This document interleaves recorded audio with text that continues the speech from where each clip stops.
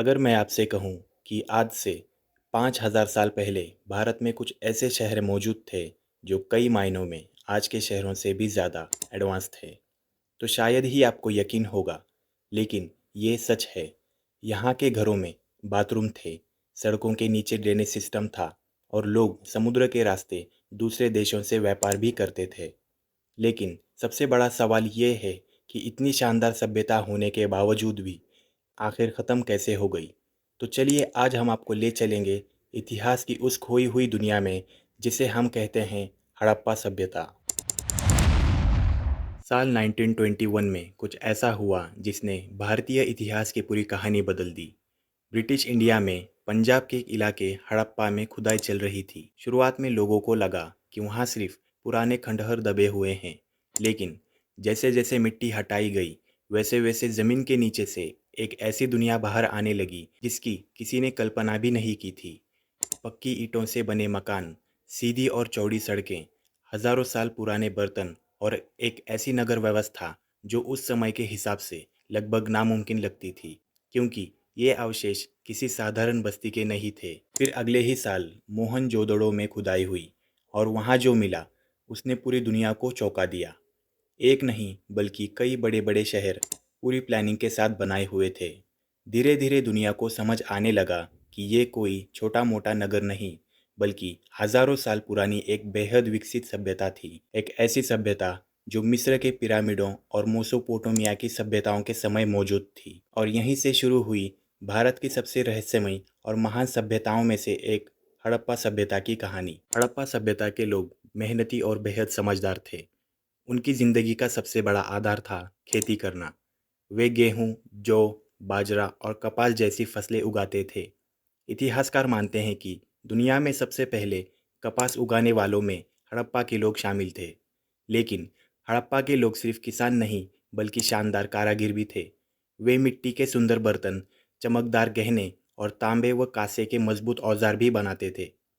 खुदाई में मिली dancing girl की मूर्ति आज भी इतिहासकारों को हैरान कर देती है। हड़प्पा सभ्यता व्यापार के मामले में भी काफ़ी आगे थी। उनका व्यापार सिर्फ भारत तक सीमित नहीं था। इतिहासकारों को मेसोपोटामिया यानी आज के इराक में हड़प्पा की मुहरें मिली है। इससे पता चलता है कि हजारों साल पहले भी इन सभ्यताओं के बीच व्यापार होता था।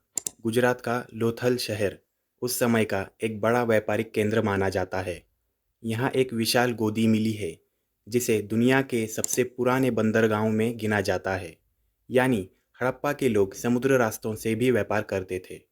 वे कपास, कीमती पत्थर, धातुएं और हस्तशिल्प की चीज़ें दूसरे देशों तक भेजते थे। सबसे खास बात यह थी कि उनके पास माप तोल की सही व्यवस्था थी।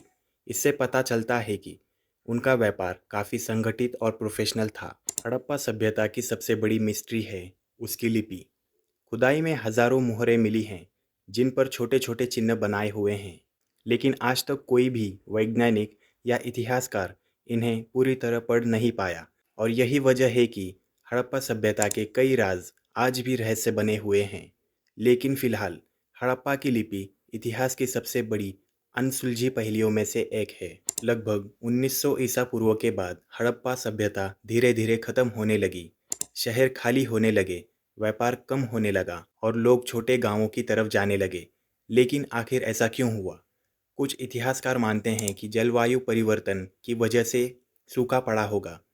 कुछ का मानना है कि नदियों का रास्ता बदल गया था, जिससे खेती और पानी की समस्या पैदा हुई। पहले ऐसा माना जाता था कि बाहरी आक्रमणों ने इस सभ्यता को ख़त्म किया, लेकिन अब ज़्यादातर इतिहासकार इस बात को पूरी तरह सही नहीं मानते। संभव है कि कई कारण मिलकर इस महान सभ्यता के पतन की वजह बने होंगे। आज भी धोलावीरा, लोथल और मोहनजोदड़ो जैसे स्थान हमें उस महान अतीत की याद दिलाते हैं।